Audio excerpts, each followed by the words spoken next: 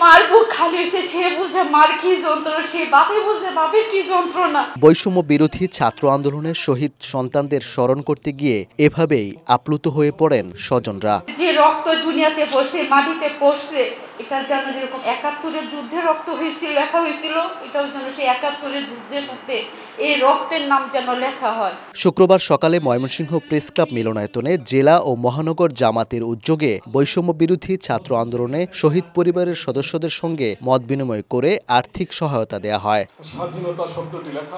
নিহত পরিবারের সদস্যরা জানান, যে উদ্দেশ্যে ছাত্ররা রক্ত দিয়েছে তা যেন বৃথা না যায়। একই সঙ্গে যাদের হাতে নির্মমভাবে প্রাণ হারিয়েছে শত শত ছাত্র জনতা, তাদের বিচার নিশ্চিত করার দাবি জানান। অনেক মানুষ মারা গেছে, আর বিচারও যাবে না।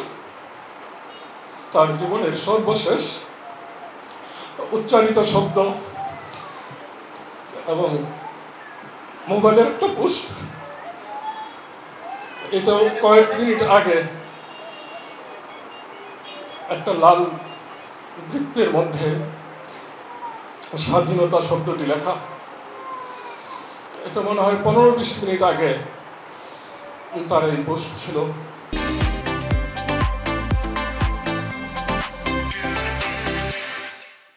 আমি গর্বের সহিত একজন কাছে বলতে পারি যে আমি গর্বিত পিতা যে আমার ছেলে এরকম একটা যুদ্ধের মধ্যে শাহাদাত বরণ করেছে, যে যুদ্ধ নতুন করে স্বাধীনতা দিয়েছে।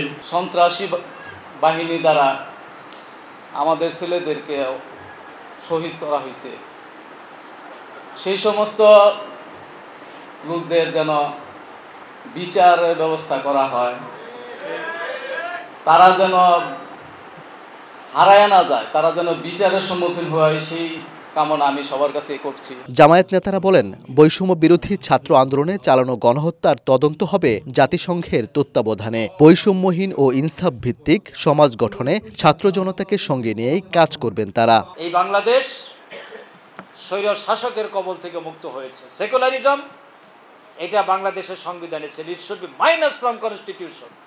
এই সেকুলারিজম মানুষ হত্যার এখানে ঘৃণিত পদক্ষেপ করেছিল, এই সেকুলারিজম থাকতে পারে না।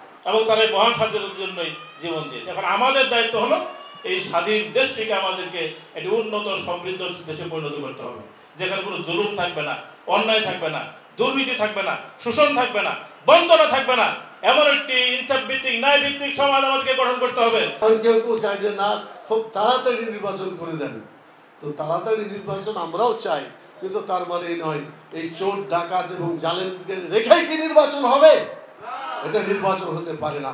এগুলোকে অপসারণ করে সমাজে একটা স্থিতিশীলতা আনার পরেই নির্বাচন হলে মানুষের হক আদায় হবে।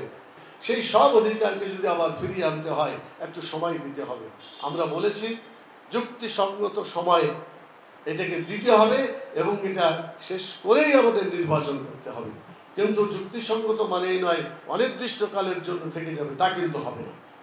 একটা যুক্তিসঙ্গত সময়ের মধ্যেই নির্বাচন দিতে হবে, এটাই আমাদের দাবি। আন্দোলনে নিহত জেলার ৩৪ জনের প্রত্যেক পরিবারকে ২ লাখ টাকা করে সহায়তা তুলে দেন জামায়াতের কেন্দ্রীয় ও স্থানীয় নেতারা।